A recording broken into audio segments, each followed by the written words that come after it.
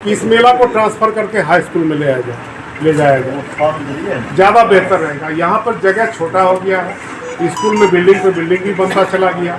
अब स्कूल का जो कैंपस है उसमें भी जो है खेल मैदान बन गया, वृक्षारोपण होगा, तरह तरह का उसमें कार्यक्रम चलाया जा रहा।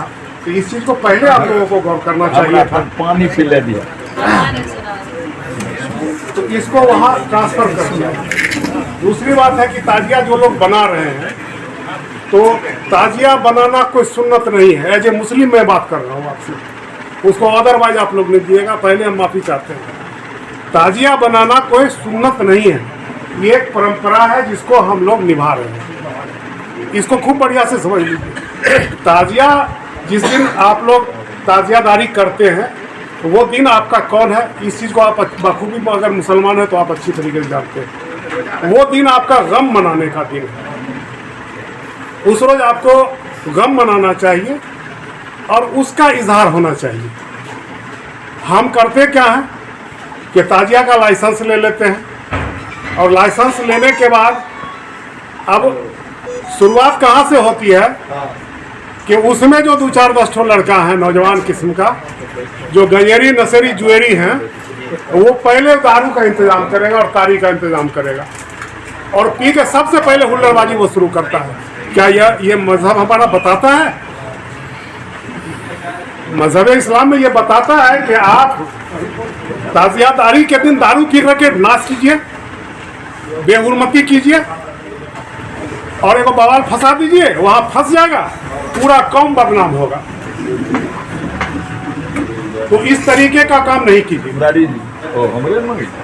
और एकदम बाजाबता मैं बोल रहा हूँ सर कि पिछले साल भी इस तरीके का बदतमीजी हुआ था, उससे पहले साल भी हुआ था। हमारे साथ बड़ा बाबू के साथ नोक झोंक भी हो गई थी। हमारे साथ फोन पर वो अर्धे मर्दे, सब हम ओपन बोल रहे हैं, अर्धे मर्दे बोल दिए थे, मर्दे आप नहीं समझते, हमने माइंड आप अपनी भाषा को कंट्रोल करके बात कीजिए। आज वो नहीं है, हमारे साथ हुज्जत हो गई। हमारे कहने का मतलब है कि कहीं पर लॉ एंड ऑर्डर की समस्या आती है, मैं आपको फ़ोन कर रहा हूं, तो आपको समझना पड़ेगा कि एक जनप्रतिनिधि फ़ोन कर रहा है, जिम्मेदारी के साथ फ़ोन कर रहा है, तो वहां पर कुछ ना कुछ समस्या जो उनसे नहीं समझ पा रहा, तब आपको फ़ोन कर रहे हैं। इस चीज़ को समझना पड़ेगा।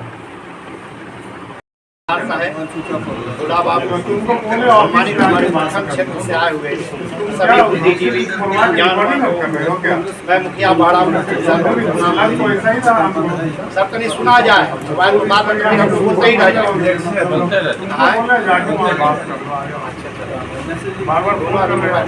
क्या सौभाग्य कहिए कि हमारा अंचल क्षेत्र मंसूर चक और थाना क्षेत्र मेरा बछवाड़ा, और इस पंचायत से हम आते हैं, वहाँ की आधी आबादी मुस्लिम आबादी, और हमको लग रहा है कि प्रखंड में अगर सबसे ज़्यादा किसी पंचायत से अखाड़ा निकलता है वो बार, लेकिन कुछ मुट्ठी भर लोग, हमको बेहिचक कहने में दिक्कत नहीं हो रहा है कि मुहर्रम शहादत का पर्व और मातम को याद किया जाता है इस पर्व, लेकिन जो शराबी और कबाबी टाइप के लोग हैं, ऐसा भद्र गाना बजाते हैं कि चुटकी मसल देंगे, फलना करेंगे, चिल्ला करेंगे, जो लगता है कि मुहर्रम के पर्व में कम से कम शोभा नहीं देता।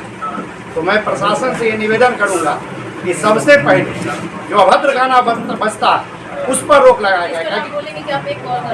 हम आप लोग भी सुनती हैं मैडम, ऐसा कुछ नहीं है कि आप लोग कान से, सब जगह बजता है गाना। मेरा निवेदन है इस गाना पर रोक लगे, जिससे सांप्रदायिक सौहार्द बना रहे। दूसरी बात सर, और बात को हम रखना चाह रहे हैं, खलीफा की जिम्मेदारी है, एक बात और सर रखना चाह रहे हैं कि हमारा सब थाना क्षेत्र बछवाड़ा पड़ता है, और बछवाड़ा से भी जो ताजिया का जो है जहानपुर अरवा का ताजिया आता है, जो काफ़ी उपद्रवी तरह के लोग वहाँ पर आते हैं, जो हमारा भारतपुर चौक से गुजरता है, वहाँ पर हम लोग इतना खराब स्थिति में रहते हैं सर कि हम लोग को लगता है कि अपने गांव का रक्षा कर यही बहुत है। लगता है कि कब किस समय वहाँ पर क्या हो जाएगा उसकी कोई गारंटी नहीं। तो हम निवेदन करेंगे सर कि जो बछवाड़ा के लोग जो आते हैं, जैसे जहानपुर अरवा के, कम से कम उनको उधर ही रोक दिया जाए। हम इसको कहेंगे वीडियो साहब के माध्यम से, एसडीओ साहब उनका लाइसेंस ही करें, तो बछवाड़ा में जाके अपना अखाड़ा लगाते हैं। होता क्या है, जिस समय वो लोग आते हैं तो लगता है कि हमारे करने के लिए करते हैं, आप लोग उधर जाते नहीं, बछवाड़ा थाना का 3-4 कोर्स रहता है। ये भी समस्या हम लोगों के साथ।